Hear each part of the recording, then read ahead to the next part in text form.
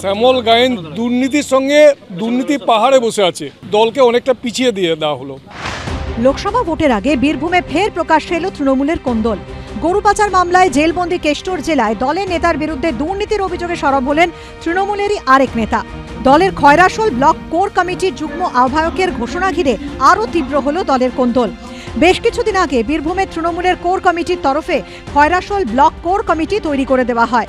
শুক্রবার block core কমিটির নেতাদের নিয়ে বৈঠক করেন জেলার তৃণমূলের কোর কমিটির নেতৃত্ব। সেখানে খয়রাশোল ব্লক কোর কমিটির যুগ্ম আহ্বায়ক হিসেবে শ্যামল গায়েন ও মৃণালকান্তি ঘোষের নাম ঘোষণা করা হয়। প্রতিবাদে তৃণমূলের খয়রাশোল ব্লক সভাপতির পদ থেকে পদত্যাগ করেন কাঞ্চন অধিকারী। বৈঠক ছেড়ে বেরিয়ে এসে সংবাদ মাধ্যমের সামনে ক্ষোভ উগরে দেন তিনি। কোনো কিছুই জানানো হয়নি, এটা মানে একটা ষড়যন্ত্র হবে, গভীর ষড়যন্ত্র করে এটা করা হয়েছে। শ্যামল গায়েন দুর্নীতির সঙ্গে দুর্নীতি পাহাড়ে বসে আছে, দুর্নীতির সঙ্গে যাকে এখানে জড়িয়ে ঢুকিয়ে দেওয়া হলো, এটা কিন্তু সাধারণ মানুষ মানতে পারবে না। দলকে অনেকটা পিছিয়ে দিয়ে দেওয়া হলো। যদিও তার বিরুদ্ধে বিদায়ী ব্লক সভাপতির দুর্নীতির অভিযোগ নিয়ে মুখে কুলু পেটেছেন শ্যামল গায়েন।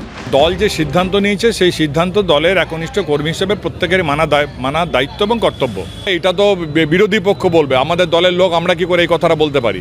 এই কথাটা ঠিক নয়। এটা ধরুন তার ব্যক্তিগত মত, এটা দলের মত নয়, দলের কথাও নয়। দল অনেক ভাবনা চিন্তা করেই তাকে দায়িত্ব দিয়েছে।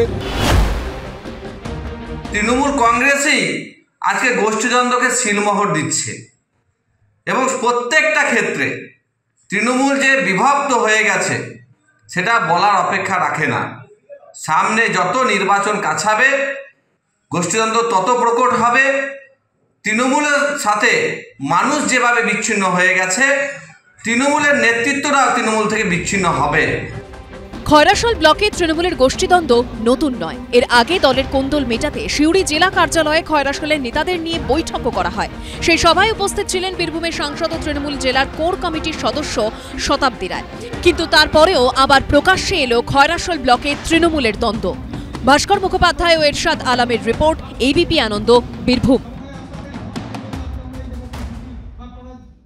সত্য অন্তহীন, সত্যের খোঁজও তাই, সত্য সন্ধানে তাই আমরা অক্লান্ত, অকুতভয়। এবিপি আনন্দ নতুন ভাবনার প্রতীক, যা মনে মুক্ত, তথ্যে যুক্ত এবং যাবতীয় সীমানার বাঁধন থেকে মুক্ত। সীমা না শব্দটির মধ্যে লুকিয়ে আছে মানা শব্দটি, যেন চোখ রাঙানি এক অদৃশ্য বেড়াজাল, যা আটকে রাখে আমাদের এক ছোট্ট গণ্ডির মধ্যে। একমাত্র সঠিক খবরই গড়ে তুলবে এক মুক্ত সমাজ।